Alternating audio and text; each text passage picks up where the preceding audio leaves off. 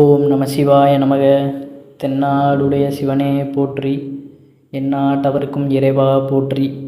காகம் அடிக்கடி உங்களுடைய வீட்டிற்கு வருகிறதோ, இல்லைனா அடிக்கடி உங்கள் மீது ஏதாவது பறவைகள் எச்சமிட்டு கொண்டே இருந்தால் அதற்கான அர்த்தம் என்ன? நமக்கு எதுவும் ஆபத்து வரப்போகிறதா? காகம் தினந்தோறும் நம்ம வீட்டில் கரைந்து கொண்டே இருப்பதற்கான அர்த்தம் என்ன? அப்படிங்கிற ஆன்மீகம் சார்ந்த பதிவு தான் நம்ம இன்றைக்கு தெரிந்து கொள்ளப் போகிறோம். ஒவ்வொரு பறவைக்குமே ஒவ்வொரு சக்தி உண்டு என்பார்கள். அதிலும் குறிப்பாக ஒரு சில பறவைகள் மனிதனுக்கு வரும் ஆபத்தை முன்கூட்டியே உணர்த்தக்கூடிய ஆற்றல் இருப்பதாக ஜோதிடம் கூறுகிறது. அதிலும் குறிப்பாக காக்கைகள் நமக்கு உணர்த்தும் அறிகுறிகள் மிகவும் முக்கியமானதாக கருதப்படுகிறது. இந்து சாஸ்திரத்தை பொறுத்தவரை காக்கை பித்ரு தர்மத்திற்கு உதாரணமாக கூறப்பட்டு வருகிறது. இதற்கு முக்கிய காரணம் என்ன தெரியுமா? பறவைகள் உங்கள் மீது எச்சமிட்டால் நல்லதா கெட்டதா? பறவைகள் வீட்டிற்குள் வருவது ஆபத்தை உணர்த்துகிறதா? இதை பற்றின விரிவான தகவல்களை தான் இன்றைய பதிவில் நம்ம தெரிந்து கொள்ள போகிறோம். இந்த பதிவை முழுவதுமாக பாருங்கள். நம்மளுடைய சேனலுக்கும் முதன்மையாக வருகின்ற நண்பர்கள் சப்ஸ்கிரைப் செய்து கொண்டு பாருங்கள். நம்மளுடைய வாழ்க்கையிலே ஒரு விளையாட்டு விளையாடக்கூடிய கடவுளாக திகழ்பவர் தான் சனீஸ்வர பகவான். அது அவருடைய கடமையாகவே இருக்கிறது. அவருடைய வாகனமாக இருக்கும் காக்கைக்கு மட்டும்தான் அனைத்து விதமான உணவுகளையும் உண்ணும் வரம் கிடைத்துள்ளது. காக்கை பார்த்திங்கன்னா அசைவம் உண்ணும், சைவமும் உண்ணும், அதுபோல் சமைத்த உணவுகளாக இருந்தாலும் உண்ணும், சமைக்காத உணவுகளாக இருந்தாலும் உண்ணும். தானியங்கள், பழங்கள், நம்ம வீட்டில் சாப்பிடக்கூடிய அந்த ஸ்நாக்ஸ் வகைகள், மிக்சரு, இதெல்லாம் பார்த்திங்கன்னா காகத்திற்கு தனியாகவே ஒரு வீட்டில் வாங்கி வச்சுருப்பாங்க. தினந்தோறும் வரும் பொழுது காகம் ஆட்டோமேட்டிக்காக அந்த டயத்துக்கு வரும், அவர்கள் வைத்திருக்கின்ற அந்த மிக்சரை சாப்பிட்டுட்டு போகும். இப்படி தினந்தோறுமே செய்வது அப்படிங்கிறது மிகவும் ஒரு நல்ல ஒரு விஷயம். இறந்த நம் முன்னோர்கள் எதை அதிகம் விரும்பி சாப்பிடுகிறார்கள் என்பதை அவசியம் தெரிந்து வைத்திருப்பது மிகவும் நல்லது. நம்மளுடைய முன்னோர்கள், நம்மளுடைய தாத்தா பாட்டி, இப்படி யாராக இருந்தாலும் அவர்களுக்கு என்ன பிடிக்கும் அப்படிங்கிறத தெரிந்து கொண்டு அவர்களுக்கு இந்த சாப்பிட கொடுக்கின்ற, இந்த படையல் போடுகின்ற இந்த உணவு வகைகள் இதெல்லாமே அந்த உணவை காக்கைக்கு நீங்கள் வைத்தால் காக்கை எதுவாயினும் சாப்பிடும் என்பதனால் தான் காக்கை பித்ரு பூஜையில் ஒரு தனித்தன்மை வாய்ந்த இடம் பெற்றுள்ளது.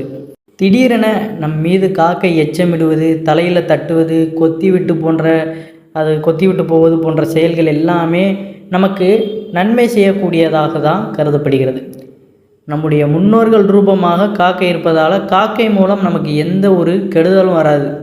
நமக்கு வர இருக்கும் சில ஆபத்துக்களை உணர்த்துவதற்காக காக்கை அவ்வாறு செய்கிறது என்று சாஸ்திரம் கூறுகிறது.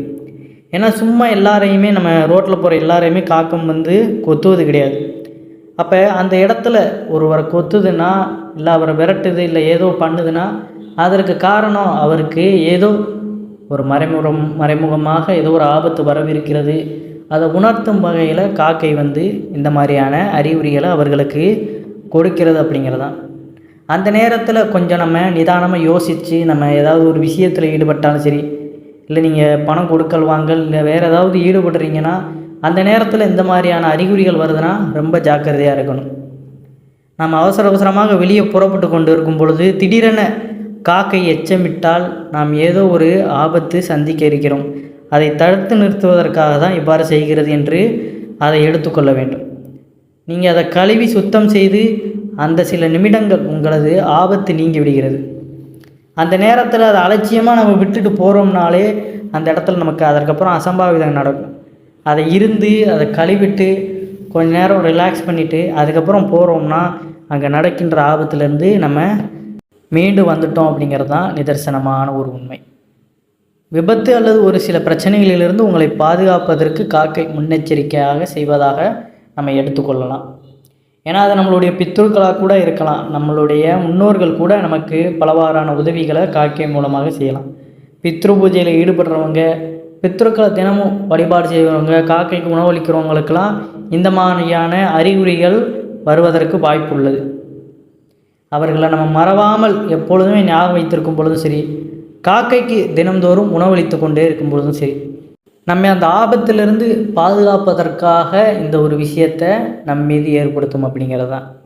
அதே போல் நம்ம வெளியில் வரும் பொழுது சற்று தூரம் செல்கிறோம், இல்லை கொஞ்சம் தூரம் தள்ளி போயிட்டோம், இல்லை ஏதாவது ஒரு விஷயத்திற்கு நம்ம அருகில் சென்று விட்டோம், அங்கே போனதுக்கப்புறம் காக்கை நம்ம தலையில் கொட்டினாலும் சரி, தட்டினாலும் சரி, சிறிது நேரம் அங்கே அமர்ந்து விட்டோ, இல்லை அதன் பிறகு வெளியில் செல்வது. நம்ம வீட்டிற்குள்ளே வெளியிருந்து வரும்பொழுதே இப்படி ஒரு சம்பவம் நடந்தாலும் நம்ம வீட்டிற்குள்ளே சென்று கொஞ்சம் நேரம் தண்ணி குடித்து ரிலாக்ஸாக உட்காந்துட்டு அதற்கப்புறம் அந்த இடத்திற்கு போவது மிகவும் நல்லது.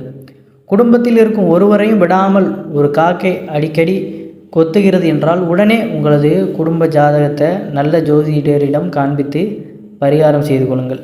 இதனால் உங்கள் வீட்டிற்கு ஏற்படவிருக்கும் திடீர் மரணங்களும் தடுக்கப்படலாம். ஏன்னா ஒரு சில விஷயங்கள் நமக்கு ரொம்ப இந்த உயிரினங்கள்லாம் பார்த்திங்கன்னா நமக்கு ரொம்ப உணர்த்தக்கூடியதாக இருக்கும். எதுவும் ரொம்ப சரியில்லை, வீட்டில் சூழல் சரியில்லை அப்படின்னா நம்ம தகுந்த உங்களுக்கு ஆரம்பத்திலேருந்தே நம்ம தகுந்த இந்த ஜோதிடம் அணுகி இவ்வாறான விஷயத்திற்கு என்ன பரிகாரம் அப்படிங்கிறத கேட்டு அதை செய்ததுக்கப்புறம் உங்களுக்கு அனைத்தும் சரியாகிவிடும் அப்படிங்கிறது தான். சில பேர் வீடுகளில் பார்த்தீங்கன்னா காகம் கத்திக்கொண்டே இருக்கும். அது சாப்பாட்டிற்காக கத்திக்கொண்டிருந்தால் நீங்கள் உணவு வைத்ததும் அதை சாப்பிட்டு விட்டு அமைதியாக சென்றுவிடும். சாப்பாடு வைத்தும் தொடர்ந்து காகம் கரைந்து கொண்டே இருந்தால் உங்கள் வீட்டில் சுப செலவுகள் வரப்போகிறது என்பதை குறிக்கிறதாம். இதே போல் பார்த்தீங்கன்னா சிலருக்கு காகம் தன்னுடைய இறக்கை அல்லது கால்களில் தலையில் சில பேருக்கு தட்டி விட்டு போகும் அல்லது அவர்கள் மீது எச்சில் போடும். இப்படிப்பட்ட சம்பவங்கள் நடந்தால் உங்களுக்கு உடல் ரீதியாக ஏதோ பிரச்சனை வரப்போகிறது என்பதை குறிக்கும். அதாவது மருத்துவ செலவு வரும். சில பேருக்கு பிரச்சனைகளும் ஏற்படக்கூடும். கொஞ்சம் கவனமாக இருந்து கொள்வது நல்லது. பெரிதாக ஆபத்து எதுவும் வரப்போவது கிடையாது. வரப்போகும் சின்ன சின்ன பிரச்சனைகளை முன்கூட்டியே வலியுறுத்தும் தன்மை இந்த காகத்திற்கு உண்டு என்று சாஸ்திரம் சொல்கிறது. இதே போல் பார்த்தீங்கன்னா நீங்கள் காகத்திற்கு சாதம் வைத்த பின்பு ஒரு காகம் மட்டும் அந்த உணவை அருந்தாமல் அனைத்து காகங்களையும் அழைத்து எல்லா காகங்களும் சேர்ந்து மொத்தமாக உணவு அருந்தினால் எல்லா புத்திருக்களின் ஆசீர்வாதமும் உங்களுக்கு கிடைத்துவிட்டது என்பதை இது குறிக்கின்றது. முன்பே கூறினது போல தான் காகத்திற்கு நம்ம தினந்தோறும் உணவளிப்பதனால பித்ருக்களின் ஆசீர்வாதமும் சனி பகவானின் ஆசீர்வாதமும் நமக்கு கிடைக்கும் என்பது எல்லோரும் அறிந்த ஒன்று. ஆனால் இருவருடைய ஆசீர்வாதத்தோடு சேர்த்து யமதர்மரின் ஆசீர்வாதத்தையும் விநாயகர் ஆசீர்வாதத்தையும் நம்மால் காகத்திற்கு உணவு வைக்கும்போது பெற முடியும் என்பது குறிப்பிடத்தக்கது. இப்படிப்பட்ட பலவிதமான அதிசயங்களை உள்ளடக்கிய இந்த காகத்திற்கு பழைய சாப்பாட்டையும் கெட்டுப்போன சாப்பாட்டையும் எச்சில் சாப்பாட்டையும் தயவு செய்து வைக்க வேண்டாம் என்பதையும் நம்ம இதில் தெரிந்து கொள்வது நல்லது.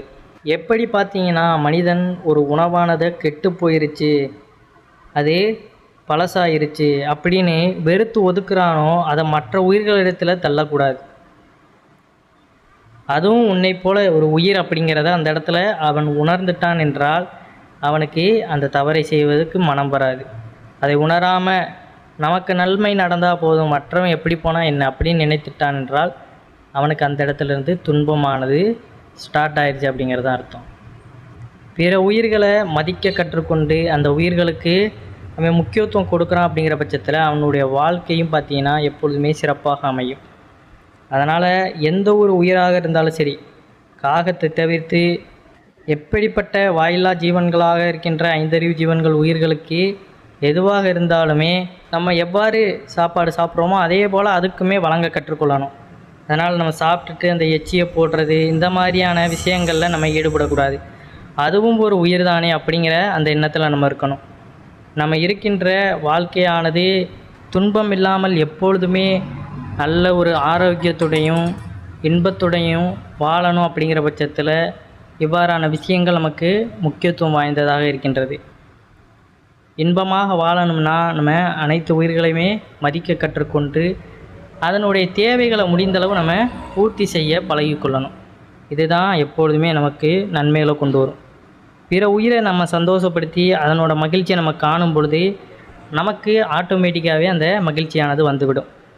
இதை புரிந்து கொண்டாலே ஒவ்வொரு மனிதனுக்குமே இது நல்ல ஒரு வாழ்க்கை முறையாகத்தான் இருக்கும். ஏன்னா நிறைய செல்வங்களை நம்ம சேர்த்து கொண்டாலுமே சில நேரங்களில் அது பயனளிப்பது கிடையாது.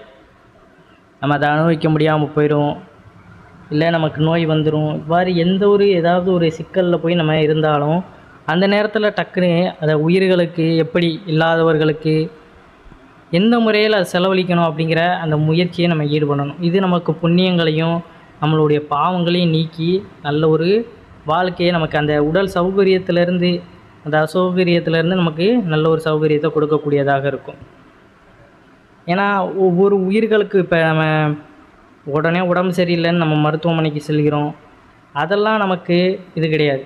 தீராத நோய்கள். இப்போ மருத்துவமனைக்கே செல்லாத பெரிய இடத்துல இருக்கிறவங்க கூட நிறைய நோய்களில் இருப்பாங்க. ஆனால் சிறிய இடத்துல ரொம்ப ஏழ்மையாக இருப்பவங்க கூட ஆரோக்கியமாக வாழ்வாங்க. அதற்கு காரணம் என்ன?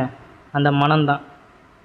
எவ்வளோ உயரத்தில் இருந்தாலுமே அந்த மனதானது தங்கம் போல் இருந்ததுன்னா அவர்களுக்கு எப்பொழுதுமே வாழ்க்கை சிறப்பாகத்தான் அமையும். அதனால் இதை மட்டும் நன்றாக உணர்ந்து கொள்ளுங்கள். எவ்வளோ உயரத்திற்கு சென்றாலும் எப்படி நீங்கள் கீழே இருந்து வந்தீங்க அப்படிங்கிறத மறந்து விடாதீர்கள். அதே போல் எவ்வளோ உயரத்துக்கு போனாலும் அந்தந்த உயிர்களுக்கு மதிக்க கற்றுக்கொண்டு அவர்களுக்கு தேவையானதை நம்ம பூர்த்தி செய்து கொண்டே வரணும். இது இன்னும் நம்மளுடைய வாழ்க்கை முறையை பார்த்திங்கன்னா சிறப்பாக வாழ்வதற்கு வழிவகை செய்யும் அப்படிங்கிறத நம்ம முழுவதுமாக தெரிந்து கொள்ளணும்.